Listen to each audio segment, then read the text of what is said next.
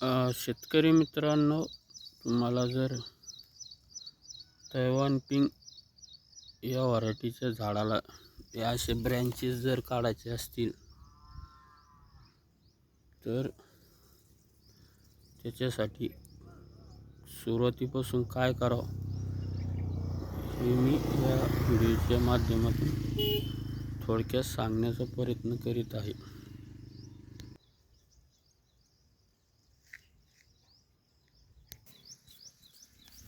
या झाडाची लागवड करून जवळपास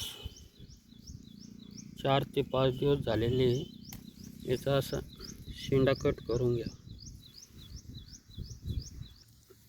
हे बघा, अशा प्रकारे झाड आहे. याचा इथून शेंडा कट करा.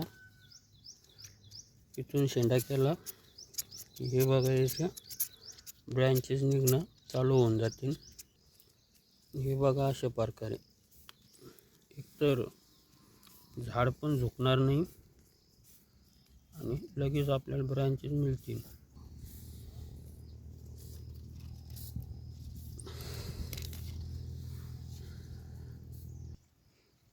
याचा शेंडा कट करण्याचे फायदे म्हणजे एक तर हे झाड असं झुकणार नाही, काडी स्ट्रॉंग होते आणि त्याच्यातून हे अशी बारीक बारीक फुटवे निघायला सुरुवात होते.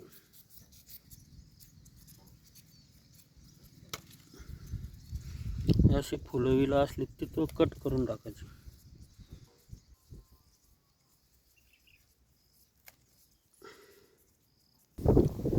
एखाद्या झाडाची जर लांबी जास्त असेल तर त्याला थोडंसं असं खाली कट करा, म्हणजे जेणेकरून आपल्याला स्ट्रॉंग काडी मिळून जाते.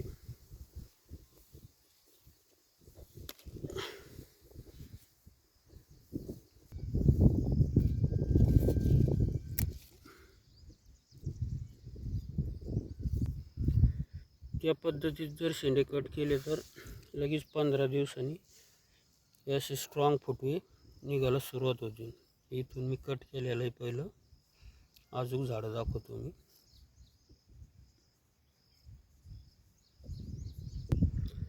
15 दिवस अगोदर कट केलेल्या झाडांना बघा कशी फुटवे निघली. इथून 3 ते 4 फुटवे निघालेले. याला पण निघायला सुरुवात झाली. हा एक इथं 2 फांद्या निघाल्या. आता हे बघा, याला किती छान निघालेले आहेत. इथं आहे म्हणजे एकाच झाडाला या 2 3 4 5 6 आणि इकडे एक असे 7 ब्रँचेस निघालेले. हे आपण झाडाला बघू शकता तुम्ही. हा एक, हे इथं 2 3 1 4 असे 5 ते 6 ब्रँचेस निघालेले आहेत. याच्यानंतर हे झाड पहा, याला जवळपास 1 महिन्या अगोदर मी कट मारलेला होता. याचे ब्रँचेस बघू शकता तुम्ही. 1 2 3 4 5 6 7 8 आणि 9. याला कट करून जवळपास 1 ते 1.5 महिना झालेला आहे. हे दुसरं झाड बघा, याला पण सुंदरपैकी फुटवे निघालेले. आता फक्त एक करा, हे जर कळी आली ते तोडून टाका हाताने. ते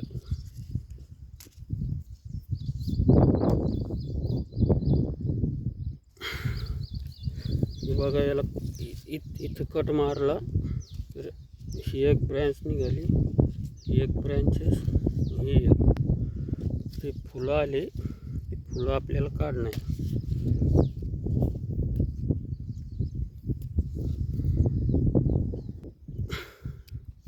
हे पहा, 1 महिन्या अगोदर कट केलेलं झाड आहे. याला किती सुंदर फुटवे आहे, सुंदर एकदम.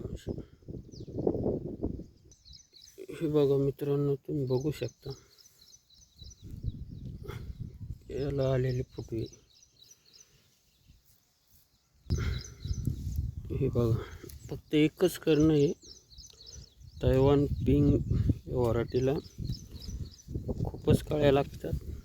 हे बघा, ते कळ्या अशा काढून टाकायचं.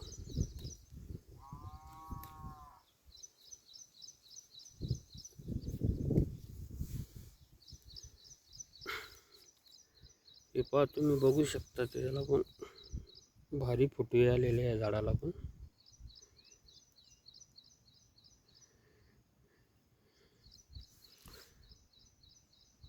चला मित्रांनो, दुसऱ्या व्हिडिओमध्ये आपण दुसऱ्या एखाद्या फळबागाविषयी बोलू.